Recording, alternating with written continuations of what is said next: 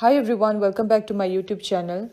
Today's class is on Sankhya, Philosophy of Education, and in this video we will understand in the most simple way the meaning of Sankhya, exponents, metaphysics, epistemology and axiology, fundamental principles, aims of education, curriculum, methods of teaching, role of teacher and students, discipline and school.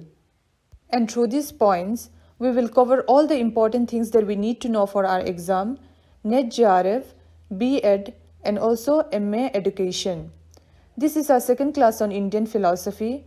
The previous class was on Vedanta philosophy, and we have also taken classes on the various Western philosophies, idealism, realism, naturalism, pragmatism, existentialism, and Marxism. I will provide the link in the description below.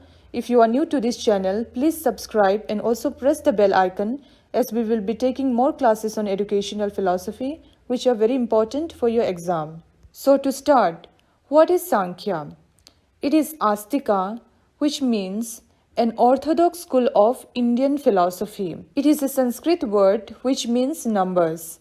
It is called numbers because this philosophy provides an understanding of reality by specifying the elements of universe in numbers, which we will discuss later in the upcoming slide. Sankhya also means divine or perfect knowledge.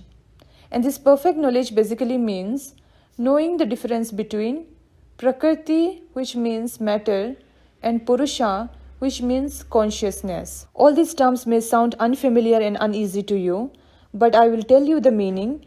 This will clear you the concepts, and once it is clear, you will understand this Sankhya philosophy and find it very interesting. So this philosophy was founded by Maharishi Kapila Muni.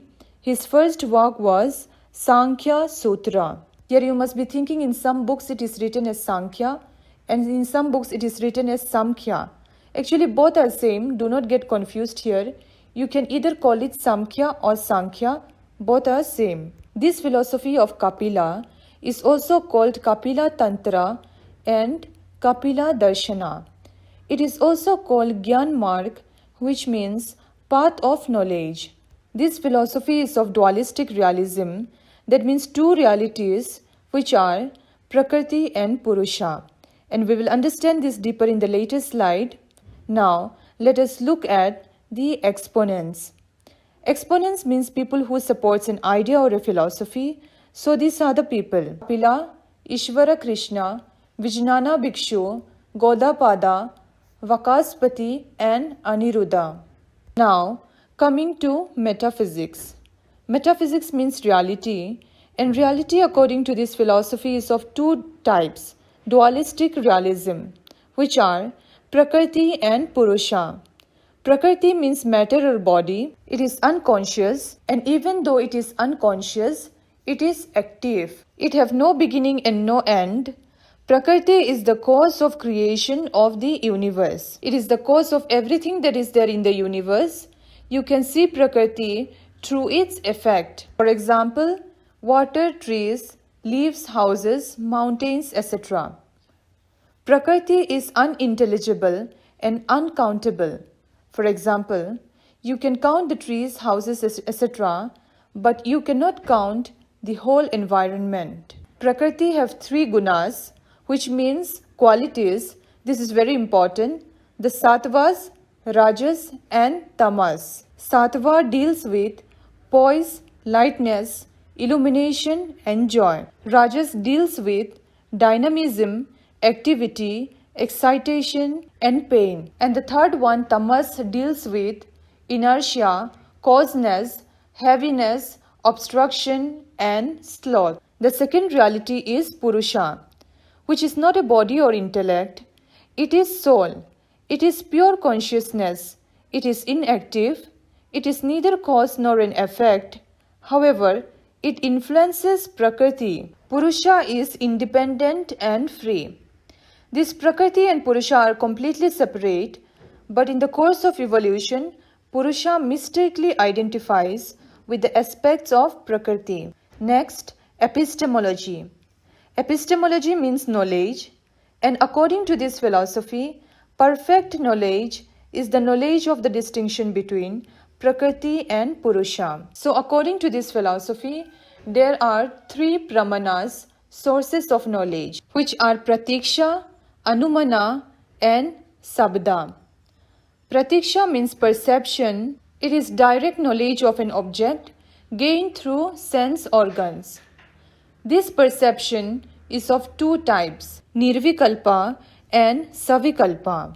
Nirvikalpa Pratiksha means indeterminate perception. This is basically pure sensation. They are vague knowledge about an object. The second one is Savikalpa, which means determinate perception, a real perception which contains meaning about objects of perception. Next, Anumana, which means inference. This is drawing conclusion on the basis of evidence. For example, we see smoke and make an inference that there is fire which causes smoke. Next is Sabda, which means testimony. So this basically refers to the testimony of Shrutis and Vedas, which are the sacred Indian literature and scriptures.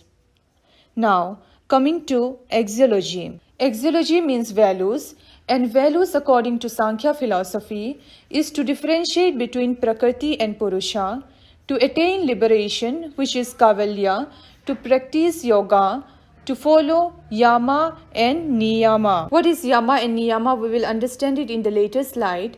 Now, let us look at the fundamental principles of Sankhya philosophy.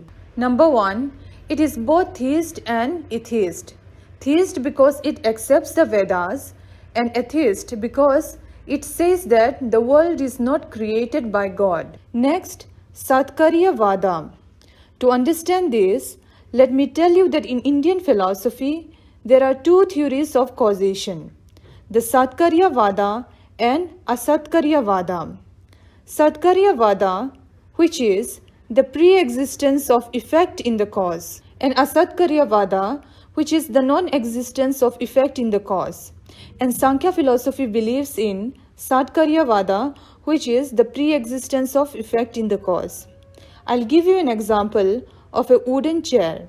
So the wooden chair is already present in the wood even before it is made into chair, although in a different form. And this concept is logical when we apply it in the field of education. If we look at the teacher and the student do not create any new ability in the student.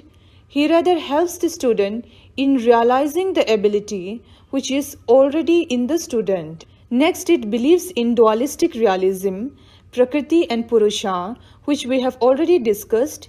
Here an individual must differentiate between Prakriti and Purusha, and he is said to be in bondage until he is able to differentiate between the two. And Jnana or knowledge is the only means of liberation, which is Kavalya, and to acquire this knowledge, yoga is necessary. Next, this philosophy have 25 tattvas, which means elements, which are Prakriti, Purusha, we have already discussed, Mahat, which means the great principle, Ahamkara, which means ego, Manas, which means mind, Panchendriyas, which are the 5 sense organs. They are Kama, which means auditory, Tvak, which means contact, Chaksu, which means visual, Jiva, which means gustatory, and Nasa, which means olfactory. Next, Karmendriyas, which means motor organ or actions, which are Vak, which means vocal, Pani, which means manual, Pada, which means locomotion, Payu, which means excremental, Upastha, which means genital.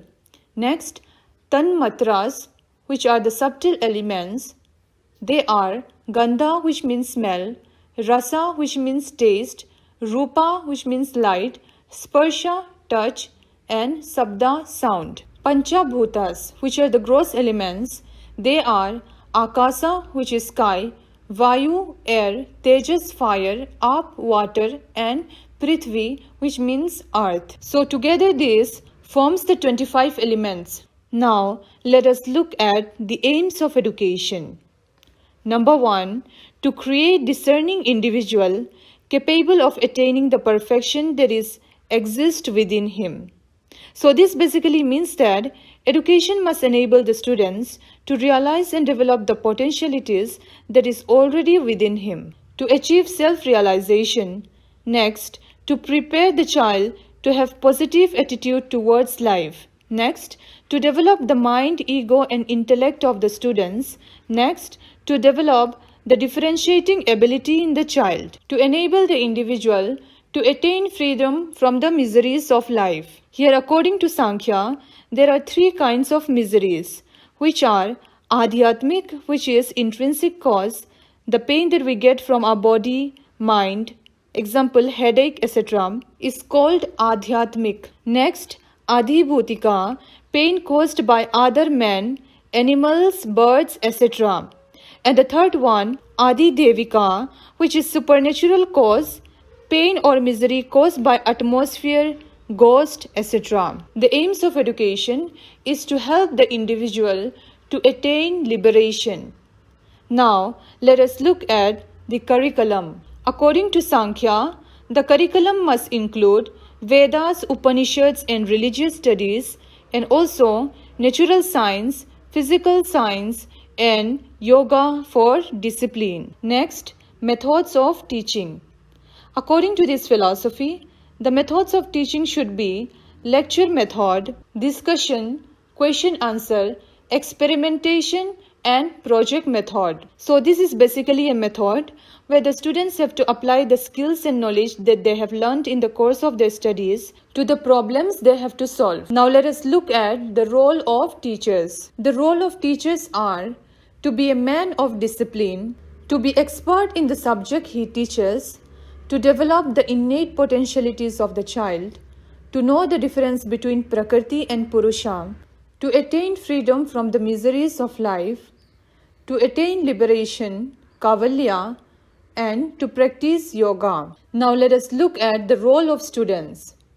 The role of students are to observe and learn from the environment, to practice yoga for discipline, to attain divine knowledge, which is the differentiation between Prakriti and Purusha, and to realize and develop their innate potentialities. Next, discipline.